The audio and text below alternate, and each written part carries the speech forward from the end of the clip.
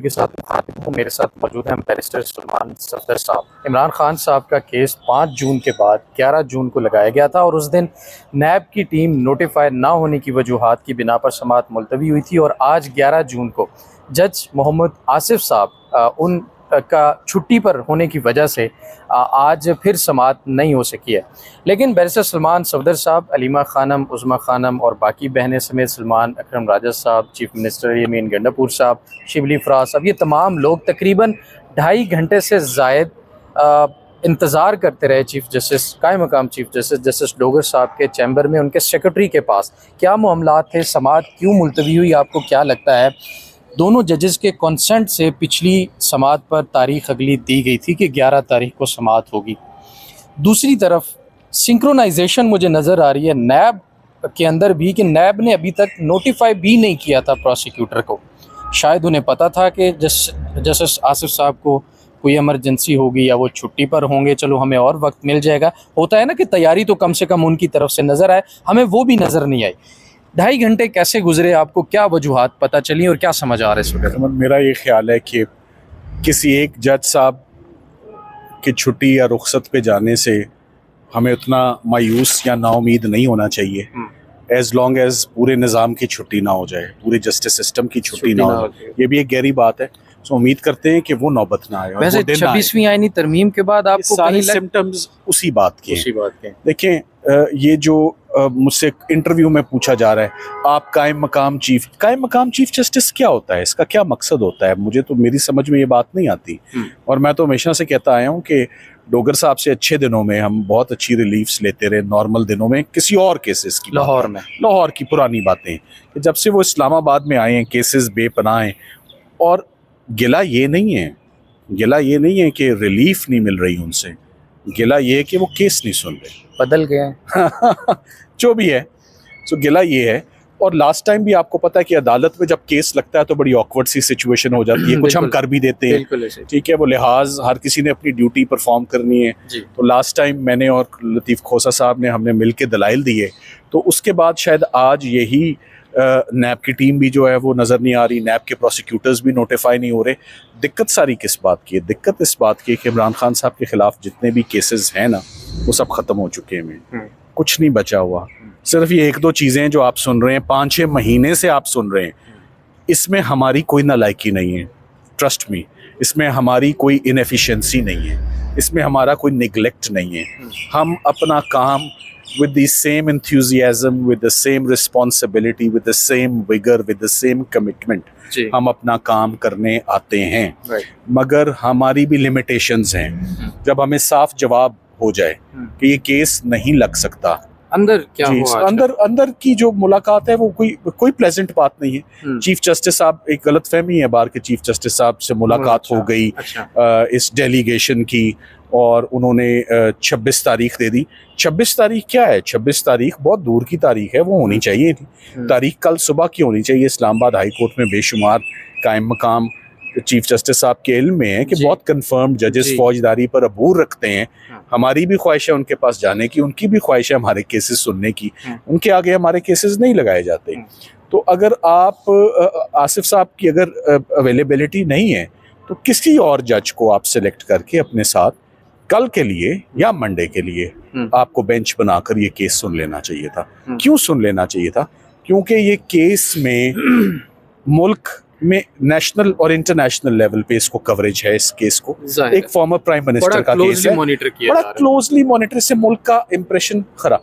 अभी बार नारों की आवाजें आ रही हैं आपको, अभी तक आ रही है, क्यों नहीं आनी चाहिए ना नारों की आवाजें अदालतों के बाद? अदालतों के अंदर से इंसाफ का नारा होना चाहिए कि इंसाफ मिला है अंदर से, ठीक है, जो भी इंसाफ है।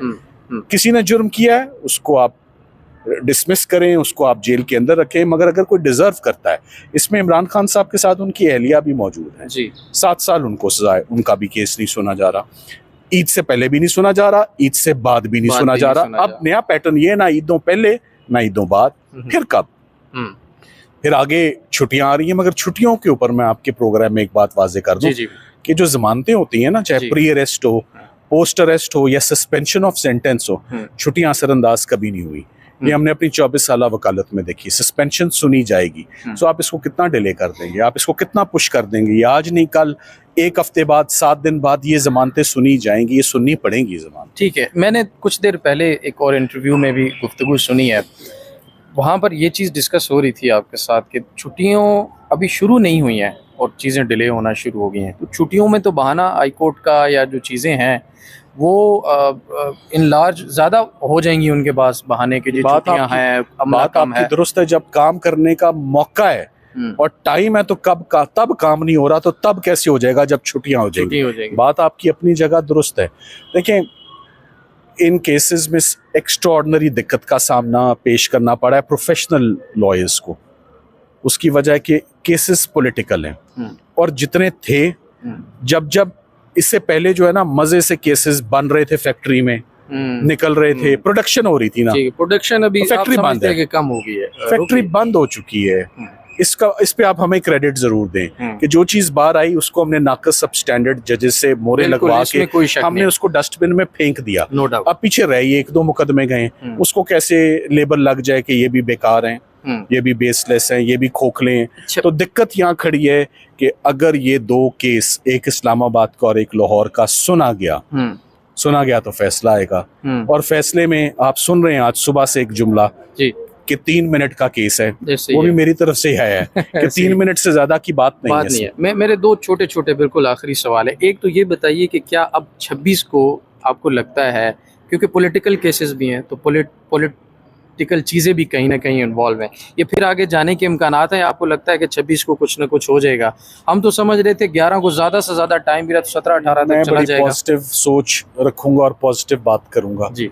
मैं समझता हूँ 26 को फैसला होगा, जजेस तंदुरुस्त होंगे, जजेस आएंगे, no one will shy away from their professional duties. नैब भी अपनी टीम पेश करेगी, चेयरमैन नैब साहब भी इस बार नोटिस लेंगे, प्रोसिक्यूटर जनरल साहब भी अपॉइंटमेंट्स करेंगे।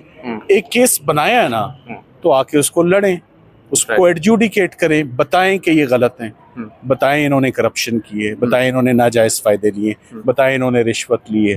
केस बनाया ना, वो बताने के लिए तो कोई आ ही नहीं रहा सर, बताने के लिए तो कोई आना चाह ही नहीं रहा। कमर साहब, मैं आपके प्रोग्राम में दोबारा रिपीट करता हूँ, याद रखें, जो टीम आप माशाल्लाह you are very young and at a young age, आपकी बड़ी गहरी नज़र है चीज़ों पे। जो टीम आपको कोर्ट से भागती भी नजर आए, तारीख लेती भी नजर आए, वही पहले वाली बात फिर आ जाएगी, यहाँ तो जज साहब ही नहीं है।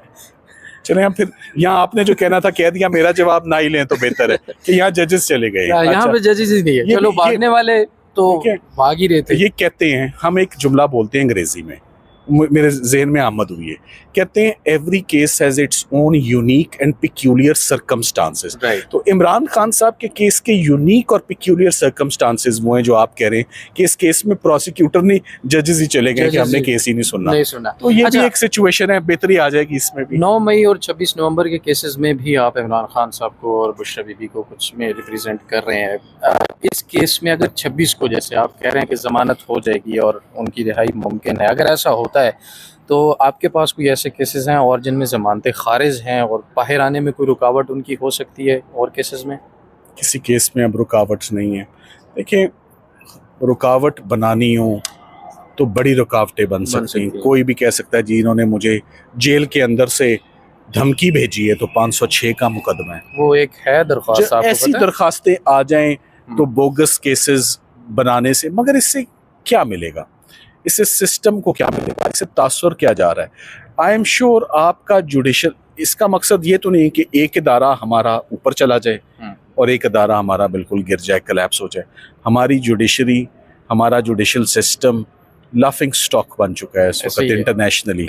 वो जो स्टेटिस्टिक्स हैं उस पर राइट एट द बॉटम आप जा चुके हो, राइट एट द बॉटम। 26वीं यानी तरमीम ने कितना अफेक्ट किया? बहुत सीनियर, मुझे ज़रा इसके ऊपर भी आपका कमेंट चाहिए। हम 26 जो हम इस वक्त ये गर्मियों में आपको नजर आ रहा है, बाहर आपको पता है बॉइलिंग हॉट टेम्परेचर है। जो बंदा बाहर निकल रहा है ना, उसका ज़हन भी उबल रहा है, हीट स्ट्रोक्स हो रहे हैं इस वक्त लोगों, हीट स्ट्रोक का बाद टाइम है।